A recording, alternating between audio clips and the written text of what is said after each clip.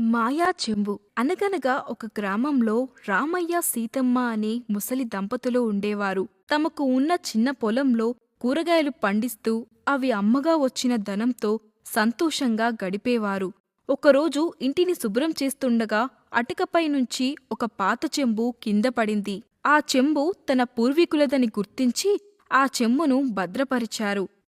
ఒకరోజు సీతమ్మ కూరగాయలు అమ్మగా వచ్చిన డబ్బుని చెంబులో భద్రపరిచింది.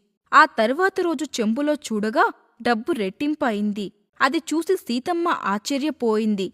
వెంటనే ఆ విషయాన్ని తమ భర్తకు చెప్పింది. మొదట రామయ్య నమ్మలేదు. కాని సీతమ్మ తన దగ్గర ఉన్న ధనాన్ని చెంబులో వేసింది. వెంటనే ఆ ధనం రెండింతలయింది. కొన్ని రోజులకు ఆ దంపతులు ఇద్దరూ ధనవంతులయ్యారు. ఇది మొత్తం తమ పక్కనే నివాసంలో ఉన్న రాము అనే వ్యాపారి గమనించసాగాడు. వారికి ఇంత ధనం ఎలా వస్తుందో చూడాలనుకున్నాడు.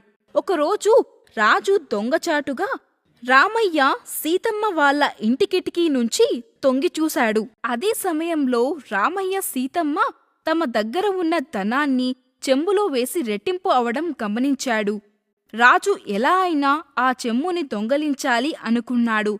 ఆ తరువాత రోజు రామయ్య సీతమ్మ పొలం వెళ్లిన తరువాత రాజు దొంగతనంగా రామయ్య ఇంటి కిటికీలోకి ప్రవేశించి ఆ చెంబును దొంగతనం చేశాడు.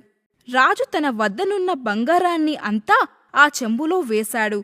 బంగారం మొత్తం సగమయింది. అది చూసి ఆశ్చర్యపోయిన రాజు తన వద్దనున్న ధనాన్ని ఆ చెంబులో వేశాడు.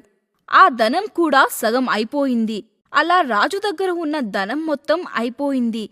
అది చూసిన రాజు బాధపడుతూ ఆ చెంబును రామయ్యకి ఇచ్చి తను చేసిన తప్పుకు క్షమాపణ కోరాడు. అలా క్షమాపణ కోరిన వెంటనే తను కోల్పోయిన ధనం తిరిగి వచ్చింది. ఆ రోజునుంచి రాజు ఎదుటివారిని చూసి అసూయపడకుండా కష్టపడసాగాడు.